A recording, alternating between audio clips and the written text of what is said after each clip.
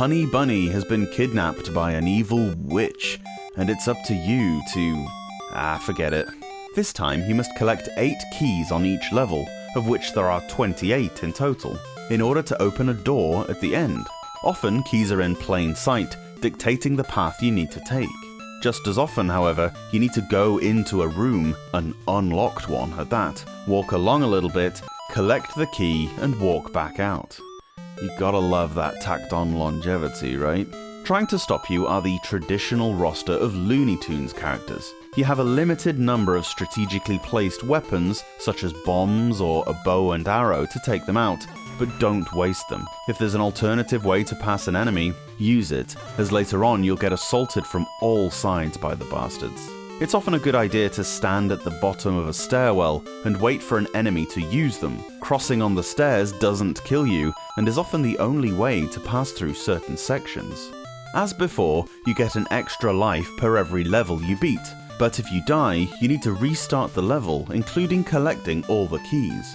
There seems to be less choice in your paths. You tend to start at the bottom, working your way linearly to the top, occasionally detouring into these silly little key storage cupboards. There are the same pipes and jump pads, as well as ropes that help bugs bridge gaps. There are now also teleportation pads that take you from one spot to another, but it's all predetermined and isn't really anything other than a prettier way of following a straight line. I still don't get why you would choose Bugs Bunny as the protagonist of a game where you can't jump, but I guess some things just aren't meant to be understood. The graphics are good, but let's be frank, they're recycled from the previous game. Kinda lazy, but then sequels do that all the time. The music is fine, if repetitive, but the thing that'll stick with you like a tick is that "you collected a key" noise. Is there a more annoying soundbite on the whole system? 8 times per level per life? Oh, you cruel, cruel people.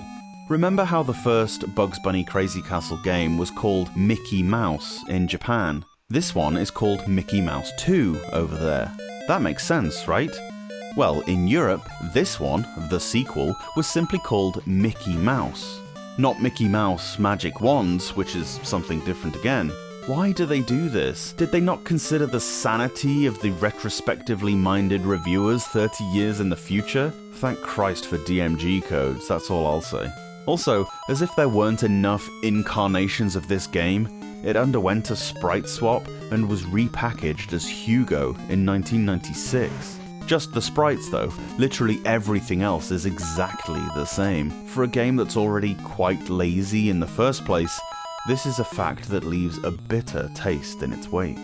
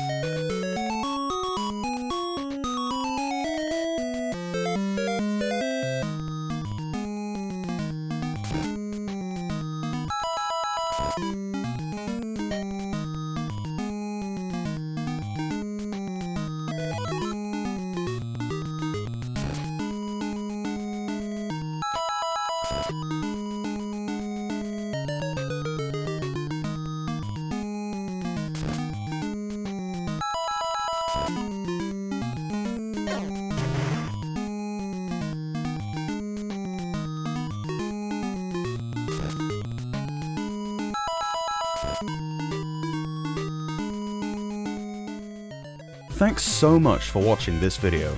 Let me know your thoughts on the game down below, and if you can spare a second, give the review a quick thumbs up, it really helps out. Subscribe to the Portable Power Podcast for a new Game Boy review every day from Monday to Friday. Or alternately, new episodes of the podcast drop every Saturday and Sunday on whichever platform you get your pods. See you later on.